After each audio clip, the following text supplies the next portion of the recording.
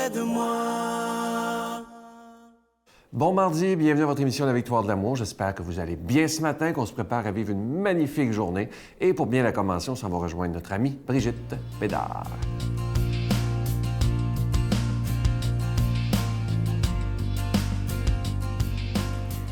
Bon matin tout le monde, j'espère que vous allez bien. Vous savez, j'écoute vous parler de l'Église ce matin, là, pas la bâtisse, pas la bâtisse là, en pierre là, ou en brique, là, mais vraiment l'Église, ça veut dire le peuple de Dieu, hein, que nous sommes, nous autres. Puis le peuple de Dieu, j'ai découvert ça, c'est l'unité dans la diversité. Alors, il y a un bon évêque à Montréal qui m'a parlé de ça. Puis, il nous a enseigné qu'il y avait deux piliers comme... le premier, c'était toute la diversité qui donne la vie. Tu as le diocèse, la paroisse, les communautés de base, les familles. Puis, l'autre côté, tu as toute la diversité qui s'exprime, ça veut dire les communautés religieuses, les communautés nouvelles, les regroupements, les trucs de bénévolat, les services. Alors, puis tous ces services-là, ils viennent alimenter puis ils viennent faire mettre en vie, rendre vivant le premier pilier. Alors, il n'y a personne qui existe pour soi-même. Puis ce qu'il y a d'extraordinaire dans cette structure-là, c'est qu'on peut accueillir toutes sortes de monde. Puis dans notre Église, souvent, on voit qu'il y a des petites chicanes entre ceux qui sont un petit peu plus, je dirais, conservateurs, et les autres qui sont un petit peu plus libéraux.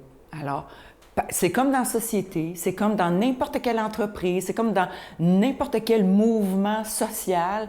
Il y a toutes sortes de monde. Puis, ce qu'il y a de beau dans l'Église catholique, c'est qu'on accueille tout ce monde-là, qu'il n'y en a pas des meilleurs que d'autres. Puis, moi, je m'amuse souvent en disant que je ne suis ni de droite ni de gauche, mais que je suis d'en haut. Et que souvent, si je suis avec du monde qui sont un petit peu à droite, ils me trouvent pas mal à gauche. Puis si je suis avec du monde qui sont pas mal à gauche, ils me trouvent pas mal à droite. Donc, j'essaye de me sentir bien, d'être à l'aise avec tout le monde. Parce que je suis faite un peu de tout ça. Puis souvent, dans nos églises, on se sent mal avec des gens qui sont pas pareils comme nous. Il faut foncer dans le tas. Il faut aller les voir, leur serrer la main. Puis on se rend compte que finalement, ce qui nous unit, c'est tout notre amour de Jésus. Puis c'est ça qui est important. Puis dans les façons de servir le Seigneur, dans nos façons de prier, on peut s'unir ensemble malgré nos différences. Sur ce, je vous souhaite une belle semaine.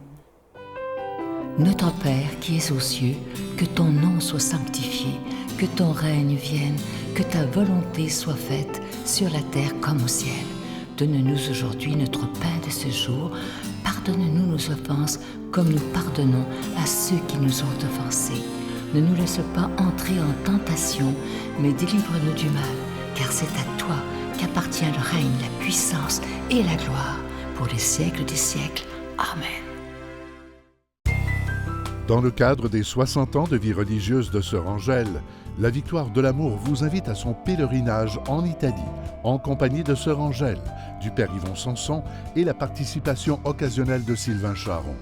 Nous visiterons entre autres Venise, Padoue, Florence, Sienne, Assise et Rome. Célébration eucharistique avec le Père Yvon Sanson.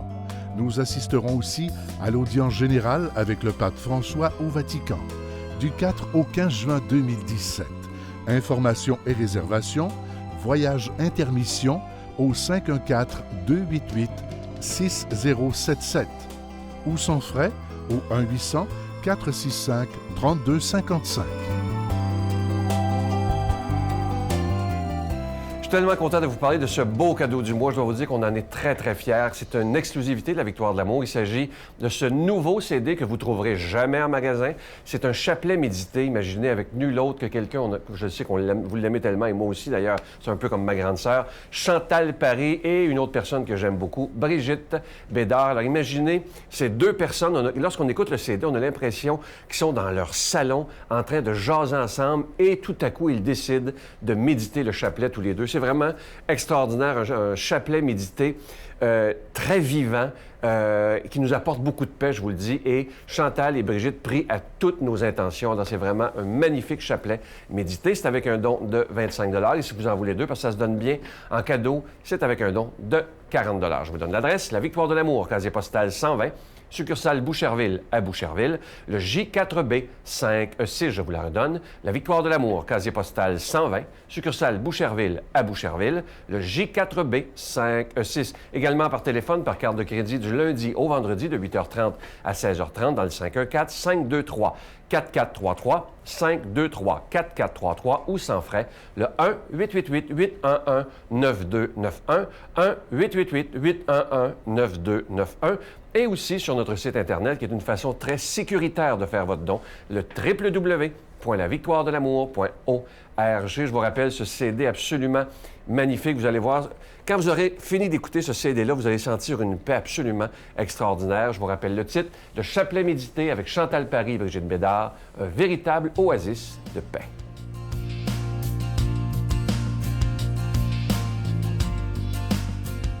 Mon Dieu, donnez-moi la sérénité d'accepter les choses que je ne peux changer, le courage de changer les choses que je peux et la sagesse d'en connaître la différence.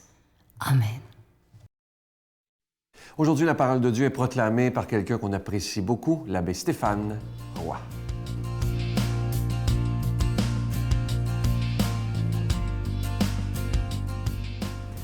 Bonjour à toi et bon mardi matin. Évangile de Jésus-Christ selon saint Marc. Ils entrèrent à Capharnaüm et aussitôt, le jour du sabbat, Jésus se rendit à la synagogue. Et là, il enseignait. On était frappé par son enseignement, car il enseignait en homme qui a autorité, et non pas comme les scribes. Or, il y avait dans leur synagogue un homme tourmenté par un esprit impur, qui se mit à crier, « Que nous veux-tu, Jésus de Nazareth? Es-tu venu pour nous perdre? Je sais qui tu es, le Saint de Dieu. » Jésus l'interpella vivement. « Tais-toi, sors de cet homme. » L'esprit impur le fit entrer en convulsion, puis poussant un grand cri, sortit de lui. Ils furent tous frappés de stupeur et se demandaient entre eux, « Qu'est-ce que cela veut dire? Voilà un enseignement nouveau, donné avec autorité.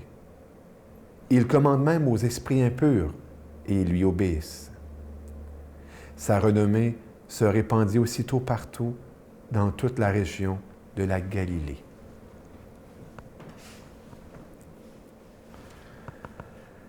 Le mal existe. Tous, nous en faisons l'expérience. Soit que l'on nous fasse du mal, soit que l'on en fasse soi-même. Le mal, sous toutes ses formes, apparaît d'une manière évidente à qui regarde les actualités quotidiennes, qui nous relatent ce qui se passe chez nous et dans le monde. Et encore là, nous pouvons nous dire que tout n'est pas dit. Le mal des ruelles, des fonds de cour, des maisons de trafic de toutes sortes, drogue, humains. Le mal des riches qui veulent devenir plus riches et puissants et sont prêts à tout. Le mal des pauvres qui, dans leur misère, sont prêts à vendre n'importe quoi, n'importe qui, pour peu. Tout ce mal, tous ces maux, la Bible nous en donne l'origine, en nous parlant du péché. mais aussi en nous parlant de son instigateur, le diable. Le diable, tu sais, n'est pas un mythe, ce n'est pas un symbole, ce n'est pas une image, mais une réalité bien concrète. Puisque, comme nous l'enseigne la foi de l'Église, se basant sur la Bible et la tradition des pères, le diable est un être spirituel, mais personnel, qui, s'enfermant dans la désobéissance, fait tout pour nous unir, nous entraîner dans sa haine de Dieu et donc de tout bien. Voilà pourquoi, dans son épître aux Éphésiens, saint Paul nous avertit avec raison que le combat de la vie, plus qu'un combat contre des êtres de chair et de sang, ce que nous pourrions croire, c'est un combat contre les esprits du mal répandus dans les airs. Et j'ajoute que, bien évidemment, ils utilisent nos failles, nos tares humaines. Mais à ce combat, saint Paul rappelle les armes, car nous ne sommes pas laissés à nous-mêmes, nous ne sommes pas laissés seuls dans ce combat. Saint Paul, sous différents mots, nous dit que l'arme, c'est Jésus. Jésus, avec toute son autorité, toute sa puissance, toute sa force, je dirais, tout son amour, qui est lumière. Juste à prendre l'exemple, l'image de la lumière face aux ténèbres. La lumière a cette capacité d'anéantir, de chasser la noirceur.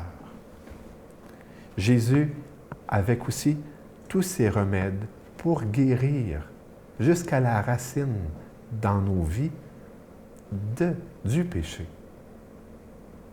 Vous savez, ma propre expérience, c'est mes impatiences fait en sorte que bien souvent, eh bien, je rabroue les gens, je peux rabrouer les gens autour de moi. Mon orgueil peut faire en sorte que je peux vouloir écraser les autres. Toutes sortes de choses. Mais le remède, Jésus. Et voilà pourquoi, aujourd'hui, nous voulons demander à Jésus d'être bien présent et bien vivant dans notre vie. Que Dieu Tout-Puissant te bénisse. Au nom du Père, du Fils et du Saint-Esprit. Amen. Je vous salue Marie, pleine de grâce. Le Seigneur est avec vous. Vous êtes bénie entre toutes les femmes, et Jésus, le fruit de vos entrailles, est béni. Sainte Marie, Mère de Dieu, priez pour nous pauvres pécheurs, maintenant et à l'heure de notre mort. Amen.